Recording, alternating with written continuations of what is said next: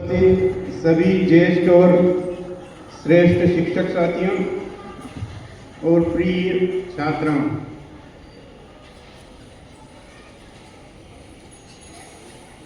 मैं नूतन में जैसा आपने बताया, मैं नूतन का छात्र भी था और बाद में वहाँ पर मैंने पढ़ाया भी था। जब मैं छात्र था तो वहाँ पर वो स्कूल इतना अनुशासित था, इतना अच्छा उस स्कूल का संचालन हो रहा था। हमारे प्रिंसिपल उस वक्त उपाध्याय साहब हुआ करते थे और साहब उनकी टीम के एक महत्वपूर्ण सदस्य थे। हमारे स्कूल को पूरे मध्य प्रदेश में उस काल में मॉडल स्कूल का दर्जा मिला था।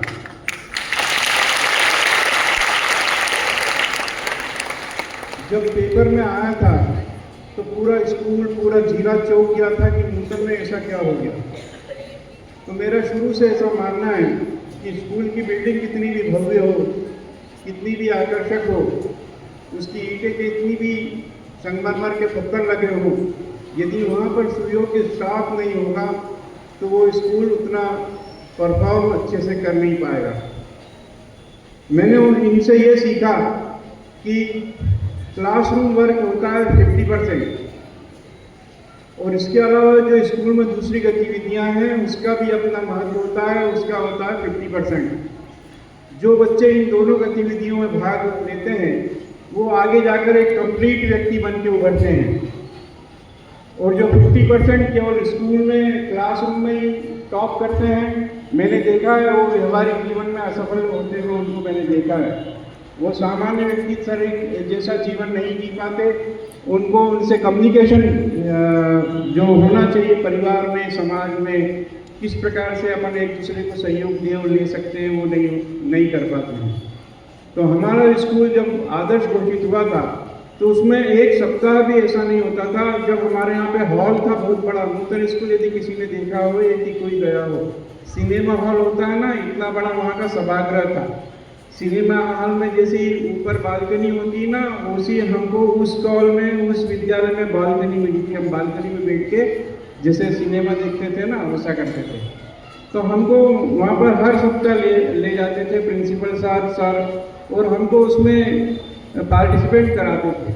कोई भी व्यक्ति एक दिन में नहीं बनता है बेटा, उसको ठोक बजा के बनाना पड़ता है, तब जाकर वो यहाँ तक बन के आता है। यदि मेरे में थोड़े से भी अच्छे गुण हैं तो उसकी वजह आयंगर साहब जैसे मेरे टीचर रहे हैं, इनकी वजह से ही मेरे में थोड़े बहुत गुण विकसित हुए हैं। फिर मैंने संबंधों में, आपने भी देखा होगा, मैंने भी देखा है, महसूस किया है कि जब हम किसी व्यक्ति से जुड़ते हैं तो हमारा एक संबंध का एक लेवल होता है। उस लेवल में एक इमेज काम करती है कि सामने वाले की इमेज हमारे मन में क्या है, और वो इमेज व्यवहार से बनती है हमारे बीच। हम ये महसूस करते हैं 99 बार ऐसा महसूस होता है कि जो इमेज पहले थी बाद में वो इमेज कम होती गई या बढ़ी गई, कम हुई, स्थिर हुई, ऐसी उसके व्यवहार से उसकी इज्जत कम या ज़्यादा होती जाती है। आपने अपने घर परिवार समाज में भी देखा होगा। लेकिन मेरे मन में जो आयंगर साहब का ग्राफ बना था पहले दिन, वो सदैव बढ़ता ही रहा। मैंने खूब अच्छे लोग देखे, लेकिन आयंगर साहब जैसा तो देखा ही नहीं। खूब अच्छे भी देखे होंगे, लेकिन जो इमेज और जो गुडविल और जो काम करने का तरीका, वो पैदल स्कूल आते थे हमारे समय। एक बैग रहता था उनके पास में, तो छुट्टी होती थी तो निश्चित रूप से कभी कभी वो भी हमारे साथ में स्कूल छोड़ते थे। तो मैं उनको बोलता था कि सर आप बैठ जाओ गाड़ी पर, मैं आपको घर तक छोड़ के आता हूँ। बोला नहीं, मेरे को तो पैदल चलने की आदत है, मैं तो पैदल ही अपने घर पे जाऊँगा। तो इतने सरल सहज सर हैं। सर के पड़ोस में हमारे बापट साहब रहते हैं, उनके मार्फत एक सूचना मिली थी कि सर आपसे मिलना चाहते हैं, वो स्कूल आना चाहते हैं। तो मैंने कहा नहीं, वो क्यों स्कूल आएंगे, मैं जाऊँगा ना मिलने के लिए, और मेरे को तो कोई रास्ता ढूंढने की ज़रूरत ही नहीं है।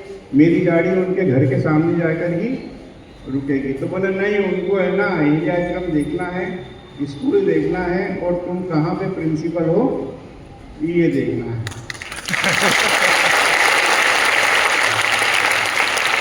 तो एक और बात कहना चाहता हूँ कि मेरे ज़िंदगी में बहुत अच्छे दिन आए, मैंने देखे। मेरी अच्छे दिन की फाइल को मैंने अभी एड नहीं किया है, उसमें कोई पन्ने जुड़ते चले जा रहे हैं। उसमें आज का दिन भी मैं स्मृति के तौर पर जोड़ के रखूँगा, और जब जब उत्साह की ज़रूरत होगी, हिम्मत की ज़रूरत होगी, मैं उस फाइल के उस पेज को खोलूँगा। जय हिंद, जय भारत।